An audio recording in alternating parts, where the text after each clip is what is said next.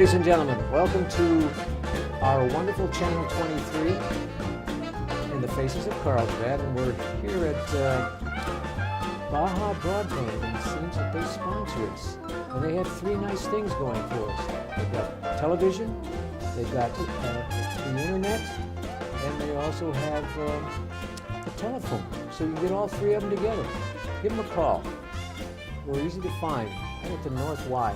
Big 2-3 on the front. You can't miss us or them. And as you know, ladies and gentlemen, we interview people that are so nice to be interviewed. Women, children, men. And today we have a very lovely lady with us, Miss Linda Dodd. Mrs. Linda Dodd, right? Very good. Yes, sir. Linda, it's so nice to have you here with us. Thank you. I'm excited to be here with you. Well, we're going to get to a lot of things, but we start this show off with basically your background, who are your grandparents, where they came from. We like to go way back in the history of the family. Then your mom and dad, and then we bring it up to update with you and your brothers or sisters, if you had any brothers or sisters. I never did. My dad, when I was born, took one look at me and he said to his wife, my mother, never again.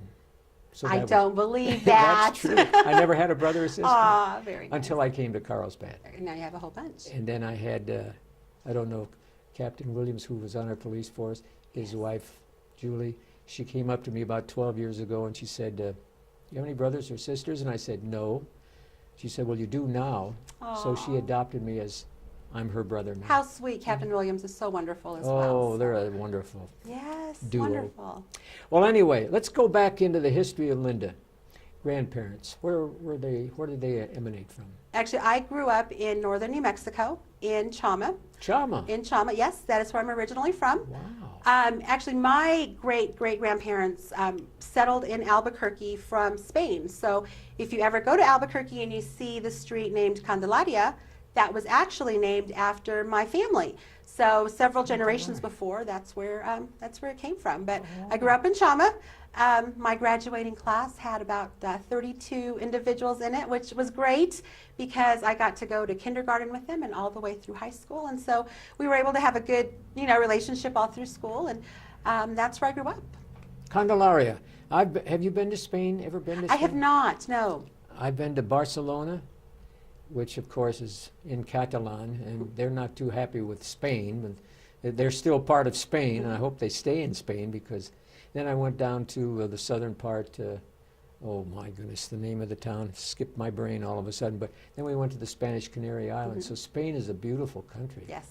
Beautiful country. Candelaria, I like that. Thank you. And Chama. Yes, that's where I grew up. My dad actually grew up there, so he's born and raised there. My mother was from Santa Fe, and so but they've lived in actually in Santa Maria for about my dad's about 60, I think 3, so he's lived there all his life. And I do have a brother and a sister. Actually, I have a sister. My brother passed away actually 2 years ago. Oh, I'm sorry to hear that. What happened to your brother? He's my younger brother, so he was actually 34 when he passed away, and it was very sudden. He worked for the city of Espanola, and we don't know where he got hepatitis at some place. And it was too progressed by the time they found out what was wrong. And so he left us early, but we are a very close family, and so we stay, my parents and my sister and I stay in good communication. I had a daughter who passed away from that same disease. Oh my goodness. Yeah. It turned into cancer of the liver. That's exactly. Sad way to go, and you never forget that. You don't. And his anniversary will be December 18th, that he'll be gone for 2 years. And so that's always, difficult when you're so far away, because right now I don't have really any family here besides my children, and so it's a little difficult, but because of the internet and all the other opportunities that we have, we're able to stay connected and make sure we stay in communication so that my kids, know their grandparents and can still communicate and all that great stuff. Well, before we get to you and the jobs you've been doing through the years, you mentioned your family. Tell us about the 2 daughters and the son, yes. The ages, etc. I do have 3 children. My oldest actually just turned 11 on October the 20th, and I'll share this with you, she got surprised on September the 19th with getting to go to see One Direction in concert in El Paso, which was great for an soon to be 11-year-old. And so I surprised her with that. I'd been planning it since December, and I enjoyed it as much as she did. So she just turned 11, and her name is Olivia. And then I have an 8-year-old who is Sophia, and her birthday's in July. And then my baby is Jack, and he is 6 years old. Going on 16 because he has older sisters, and so he wants to do so much. And I was sharing with you earlier that today when he gets out of school, he wants to make me an apple pie, and that makes my heart happy. And tell our wonderful audience who wanted to eat part of the pie. Who wants to eat part of the pie? Mm-hmm. I'm going to eat part of the pie, but also Mr. Guy Lutman. Yes, Mr. Guy Lutman he was telling us about the apple pie and how where he's originally from, they would put custard on the top of it to make it a little sweeter. Mm-hmm. But I would prefer my apple pie with vanilla ice cream. Vanilla Ice cream would be wonderful. Well, if you see this man with a Channel 23 truck or bus or whatever, Yes. you'll know that he's come for the pie. That's right. I might just, if we do actually get the apple pie, I might just surprise you or surprise him with some tomorrow. Oh my goodness, how about that? Yes.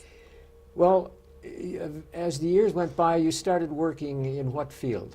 I started working in the sales field. I was a sales trainer, sales manager, sales training manager for Alltel Communications, because I did move over to Farmington, and I got a job there when I was about 19, and I started out in sales. But then through the years, I worked with them actually for about 10 years, and I moved to Albuquerque with them, and the last 4 years, I got to travel around the whole United States and facilitate training for sales, customer service, systems, technology, anything that adults needed to learn in Alltel Communications. And so that was an amazing opportunity for me because I got to meet people from all over the United States, and I got to make friends with them. But then I also got to see the different cultures around the United States, and which really was wonderful. And I loved my job, and that was the only job I've had my whole adult life until I had Olivia. And so I worked with them for 10 years, and then after she was born, I decided that it was time to stay home with her.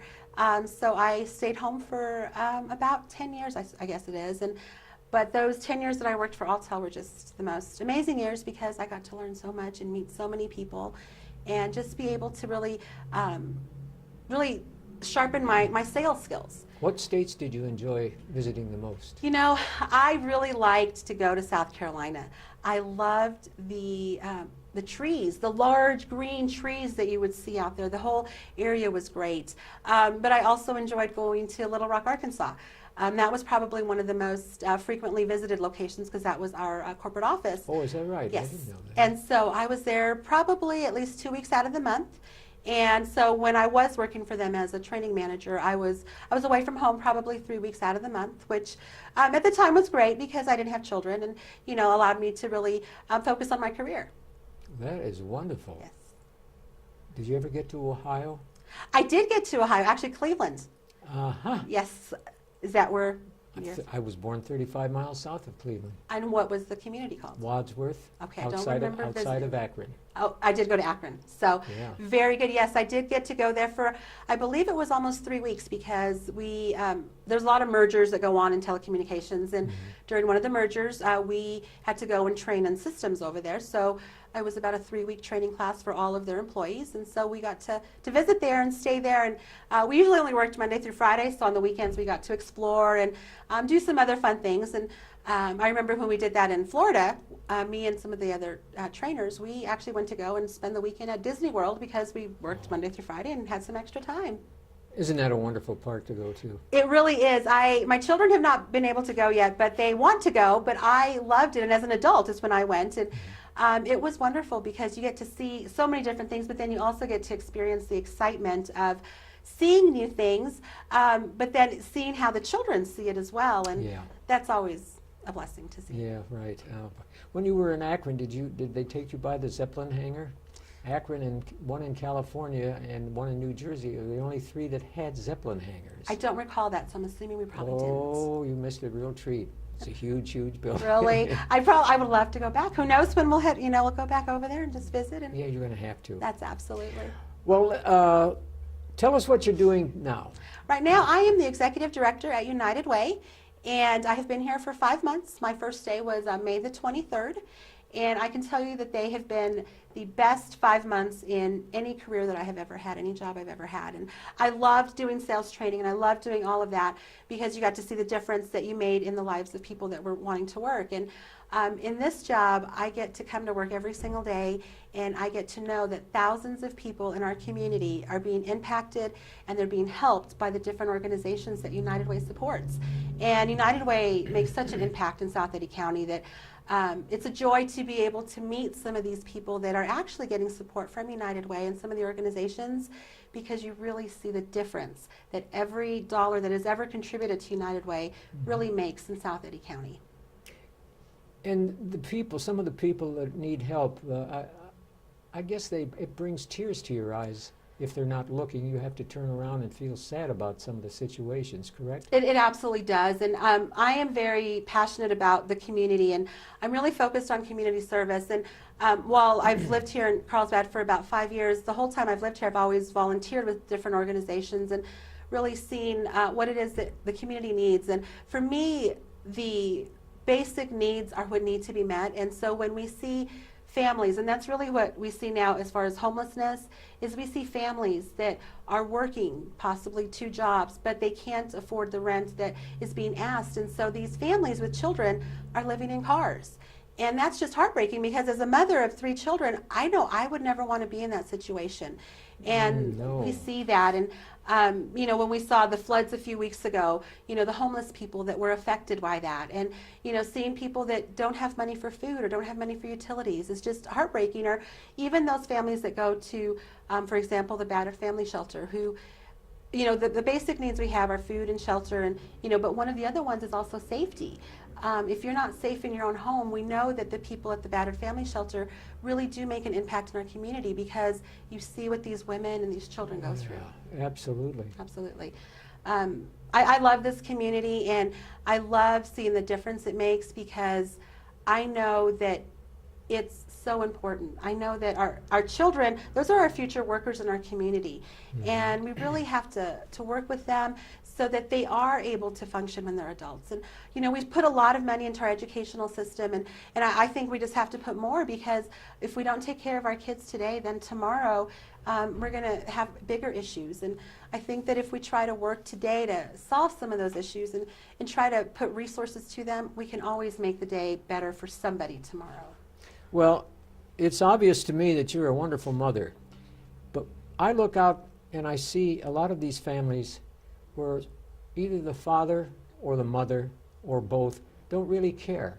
And there's where one of our major problems lies, isn't it? It really is. And, you know, it's really hurtful to these children, because I see, you know, my children go to school, and so I see some of their classmates, and I see where, you know, some of the parents don't even look at their homework, or they don't, the children bring home unsatisfactory grades, and the parents don't take the time to really try to help their children, and it is hurtful. And I think that's why I really support programs like the CASA program, because people that are, or children that are abused, they need to have that adult advocate to help them, so that hopefully their parents can get some training and some education so they can be better parents. And then these children that were taken away from the home for whatever reason can hopefully reunite with them, because that's really the goal. Nobody wants to grow up in a foster home or in a place away from their family. And so programs like CASA are so instrumental into helping, and even the Boys and Girls Club, because a lot of our families do have to work, and unfortunately the parents have to work all day. So if the children didn't have Boys and Girls Club, they would be going home to nothing. And so at least the Boys and Girls Club is able to give them a safe place after school, and they do offer tutoring and offer some things that the parents may not be able to assist them with. Well, you know, I remember growing up, and I had better not bring a bad grade home, or I was going to really get it from my dad. And it was tough. But boy, you knew where you better be going. Absolutely. And my dad had many faults. We all do. But I'll give him credit for that he made me stay on the straight and narrow path. And I'm so proud of the students who are graduating with good grades up there at the high school. They've stuck it out. They've done what their parents wanted them to do. But we still have a large percentage of parents who they haven't gotten this with the children yet. They've got to stick with their kids. They've got to make the kids behave and go on and get an education. Absolutely, and I think a lot of the problem with our community, and not only our community, but just in general, is that many of the parents may not have graduated high school, or they may not really know how to be parents. Right. And so I, previously to United Way, I did work at the Carlsbad Literacy Program, and so I had many families, many parents that came in that needed help reading because they may have graduated from high school, or maybe they didn't, but they could not help their children to read or to write because they didn't have the skills. And so I think that that's why it's important that in our community we have so many different nonprofits that are able to really help these parents, because we do have to bring up the graduation rate. We do have to make our children much more accountable. And you know, I'm the same way with my children. My children know that they have to bring home good grades, and you know, we get weekly progress reports, and each child is different. And so you can't hold the same standard to all three of them.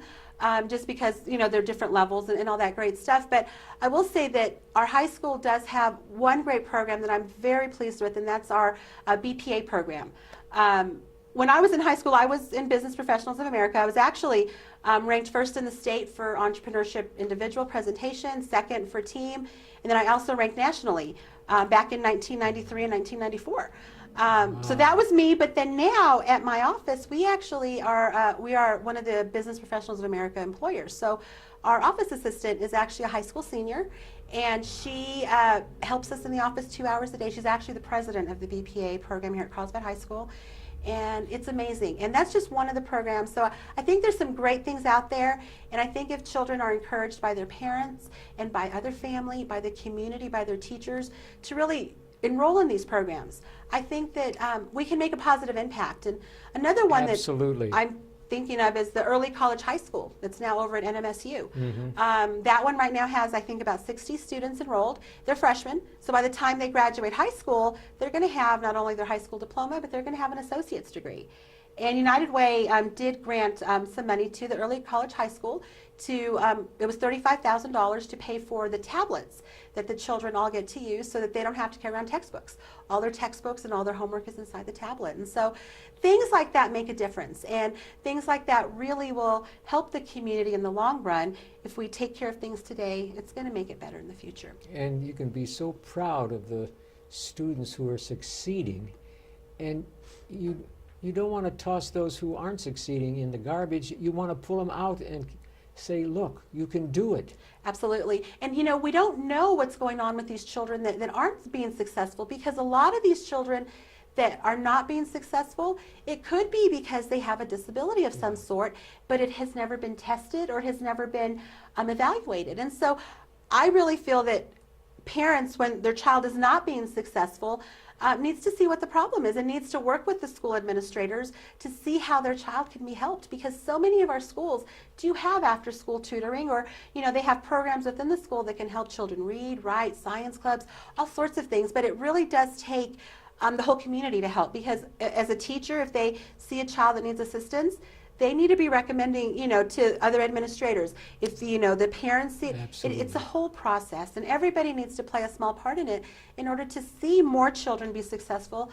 Because if they're successful at the younger age, then they are going to be more successful at the older age. Well, my dad's pushing me along was excellent, because at 16 I had to get a job, he said. So I worked in a grocery store for 2 years and went to school. Yes. And then when I started in at college, I picked a college that I liked their football uniforms. That's why I went there. But I had to pass a test to get into the university, which I did pass. And then I was drafted into the Army, and when I came back, I knew what I wanted to do. And today I see so many of our ex-veterans, not a big percentage, but a percentage that irritates me. The poor guys are living under bridges, walking along, begging for food or money, anything, and I feel sorry. We've got to do something to get this back on the right track. Absolutely, and I couldn't agree with you more, because so many of our veterans, you know, they've given so much for our country. They've given so much for you and for me, and it seems at times that they've been forgotten, and that's just not how things are supposed to be. And that really gets to me, because I don't like to see people that are you know, living under the bridges, that don't have anywhere to go, don't have any hope for tomorrow. And I think that, to me, that's that's just the heart of people, the compassion that we have, that we need to work with them. And I can tell you that United Way is trying to do some of those things. And we did, there's a couple of different programs that we've helped support. And one of them most recently was the Eddy County Veterans Stand Down.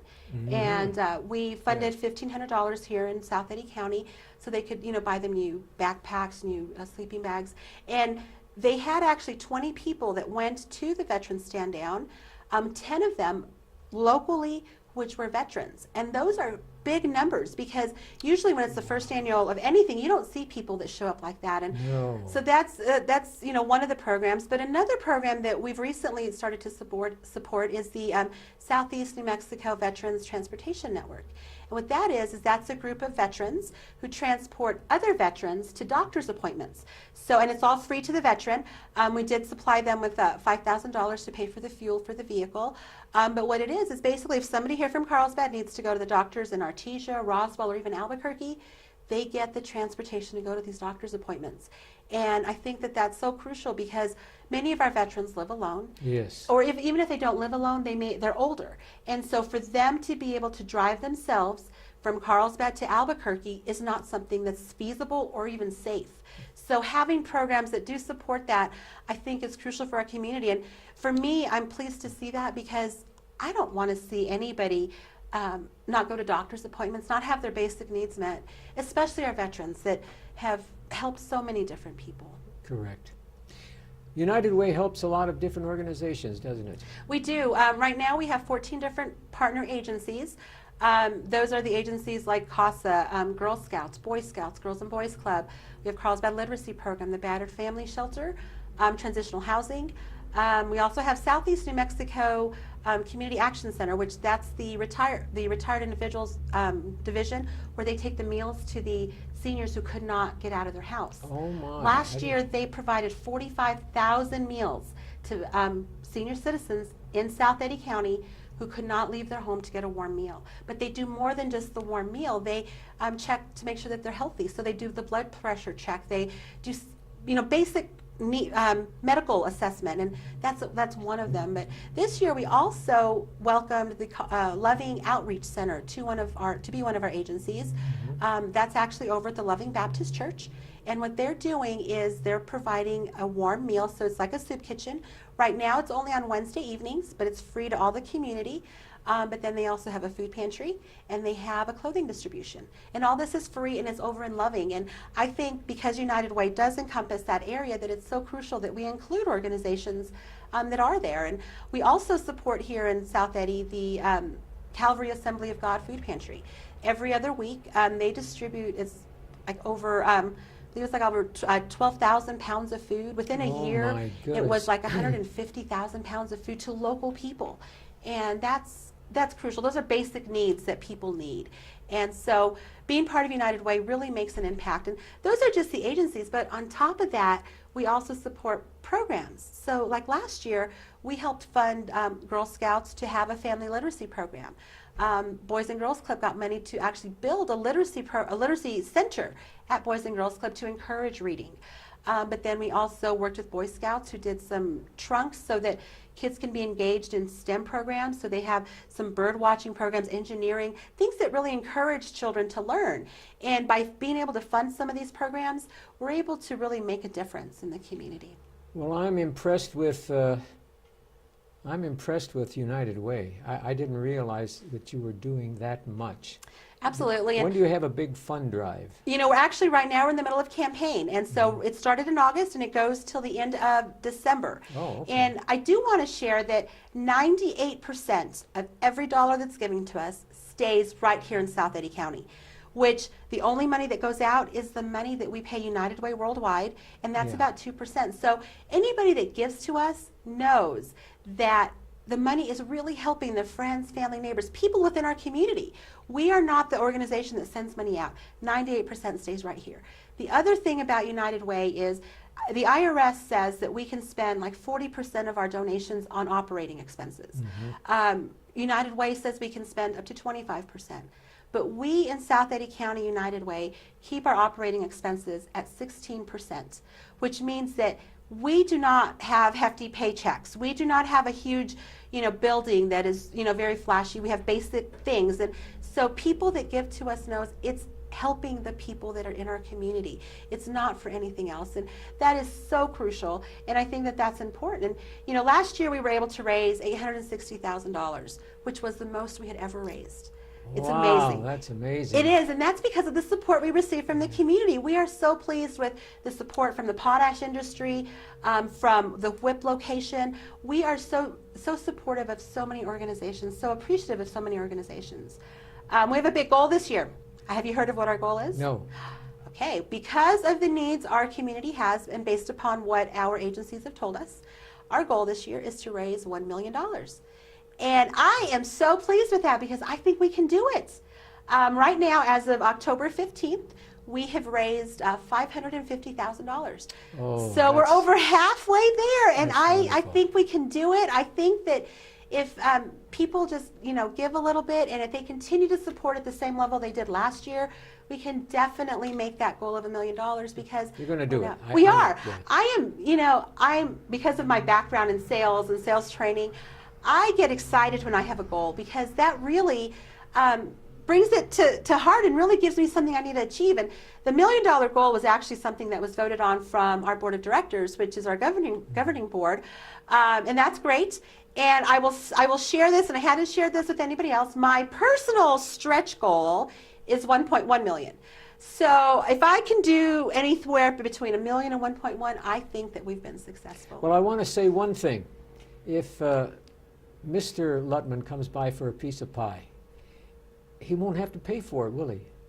You'll just have to make a donation. A pledge, yes. Oh, a pledge. Yes, okay, we can do that. Absolutely. And that's the great thing is we focus on a lot of the businesses. And I will say that the city of Carlsbad has been amazing with their support as well. We have NWP, we have WHIP, Mosaic, Intrepid. We have so many, but we have the community people that just give us money that want to help, and that makes such a difference. And your office is downtown? It is. We're at 116 Street. South Canyon. Yeah. We're just a couple of doors down from the Cat's Meow.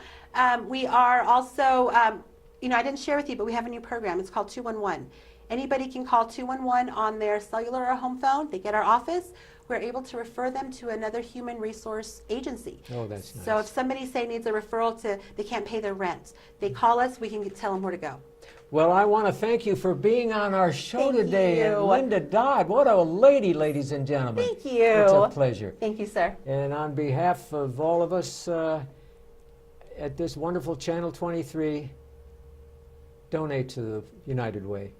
Goodbye and good luck. Thank you. Hey.